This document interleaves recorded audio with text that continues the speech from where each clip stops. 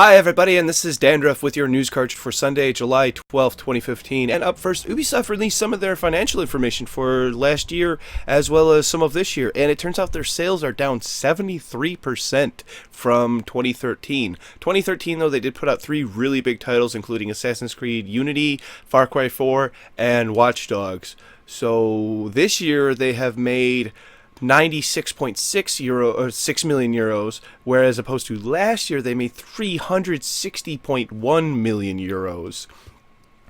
What's interesting is that their PC sales are up to 23% from 14% in 2013. Their PS4 sales are at 27%, being their majority of sales.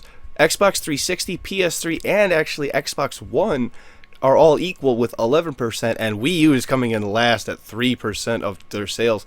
PC is now their number 2 selling platform. Hopefully this means that things like the Assassin's Creed Unity launch that happened last year aren't going to happen again, because it means that 23% of your sales is a really good chunk of your sales, considering that your top seller is 27%. This means that launches like that are not acceptable, especially after Arkham Knight. We all know that if this happens again, or if Unity happens again, we are not going to put up with that. And Ubisoft, you learn. You take a lesson right now. We are not going to put up with it. Assassin's Creed Syndicate must be good. It must at least run on launch. Please. Microtransactions, fine, whatever. Have the ability to buy a hat, but it has to be able to run properly. That's all we really want. That's not too much to ask. Put out a quality product. We will praise you for it. Do you think that we're going to have the same kind of situation as we did with Assassin's Creed Unity? If you do, leave a comment below. If you don't, leave a comment below. Do you play the game RaiderZ? Well, if you do, I'm sorry to tell you that the servers are going to be shutting down on August 7th at 10 a.m. Pacific Daylight Time.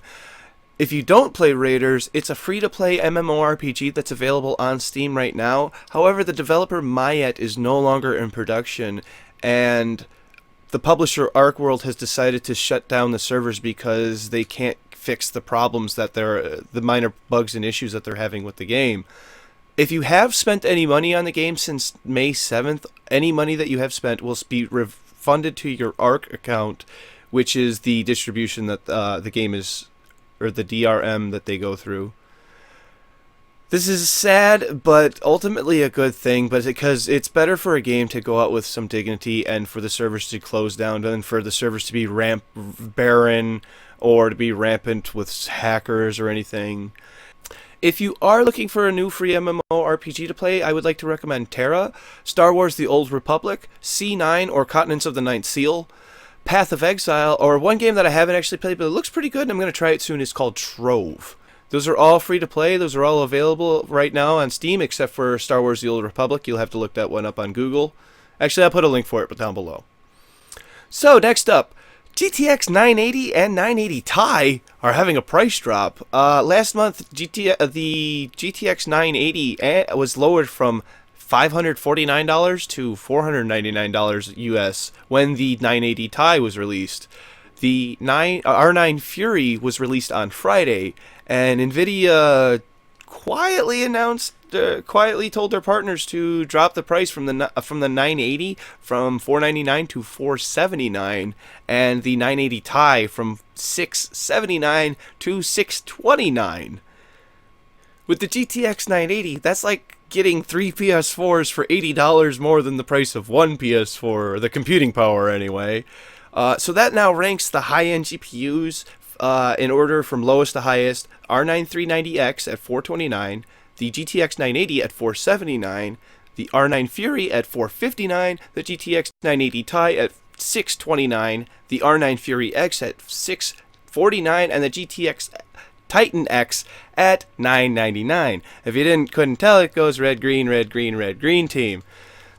Competition for GPUs is a wonderful thing for us consumers, because if you haven't been able to, prices are just dropping, computing performance is going up, and these are all good things for gamers like you and me, especially if you're a PC gamer. It's going to make getting another GTX 980 a lot easier. I would expect that AMD's prices are going to drop too in the future once their 8 gig Fury comes out. Yay! Cool!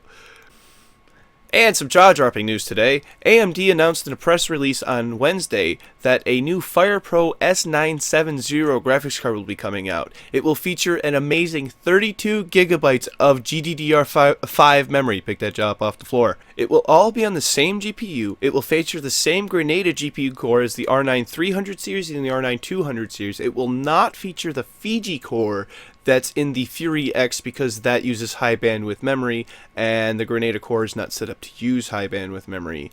Its compute performance will be 5.24 teraflops for single point precision, or single point compute performance, and 2.62 teraflops for double precision compute performance. If you did not know, the Titan X does not actually feature double precision performance.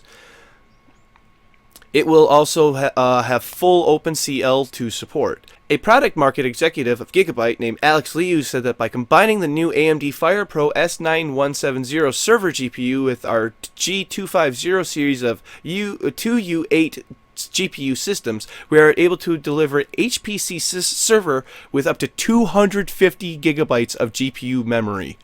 Holy balls, that's a lot of memory. But I have to ask, will it run Crysis 3? But no, really, it's not for use for that. What they actually said it was going to be used for was in conjunction with software to map out mines, oil, and gas fields quickly and reliably.